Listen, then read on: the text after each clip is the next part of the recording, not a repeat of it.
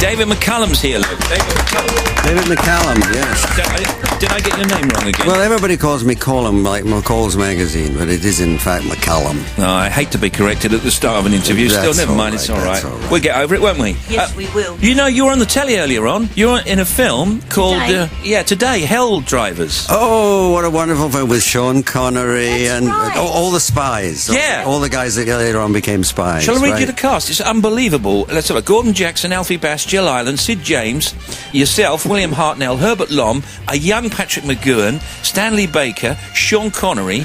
I mean, it's unbelievable. It's a wonderful film, and one night, Catherine, my wife, and I said, "Oh, there's a film on tonight on television. You've got to see it. It's called Hell Drivers," and it was on at 2 a.m. or something. So I woke her up, and they had to fit it to the American time schedule. Yeah. So they thought, what can we take out? Or take the kid out. So I was excised from the entire movie. I never appeared. So, do you like looking at your old stuff? I mean, do you ever look at the old man from Uncle's?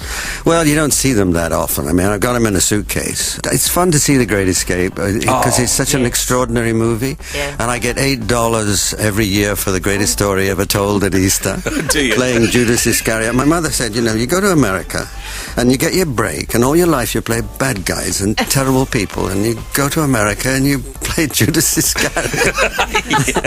Can't you play a good person for a change? Well, I mean, when did you go to America to live and to work? Would it have been in the Man from Uncle years, or after, or right before, or what?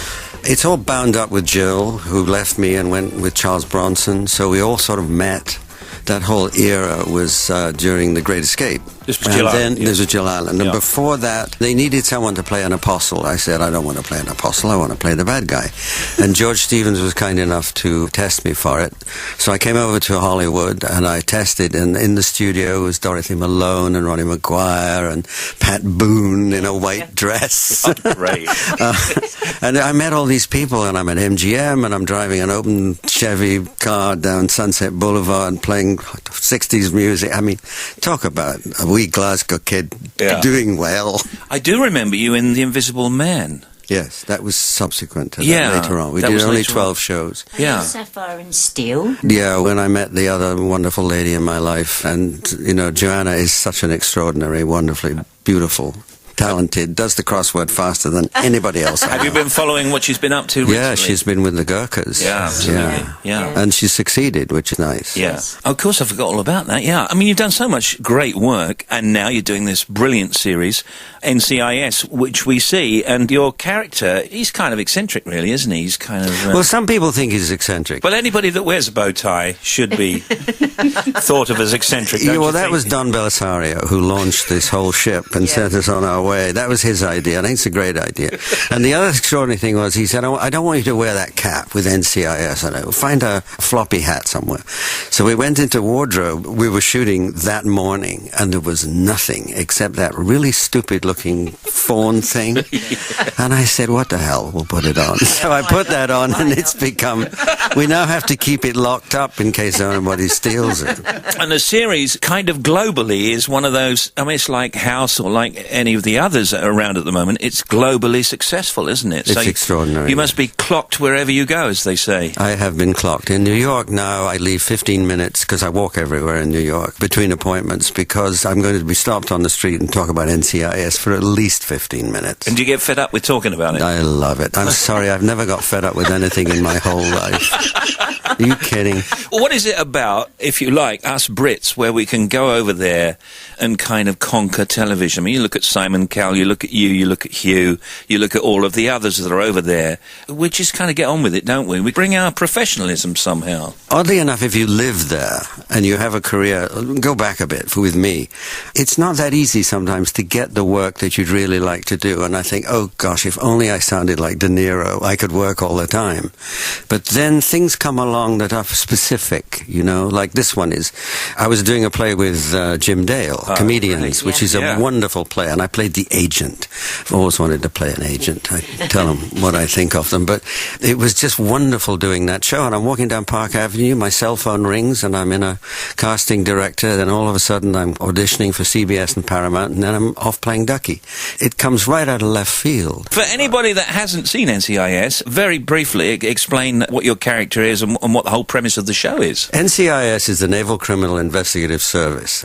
Based in Washington, a number of people who are gathered together in order to investigate any crimes or problems, or they provide social services to the Marines and the Navy. That's basically what they do. And your character? And my character is totally fictitious, because wherever they go, they use the local medical examiner to examine the body, cut them up, and so... Right.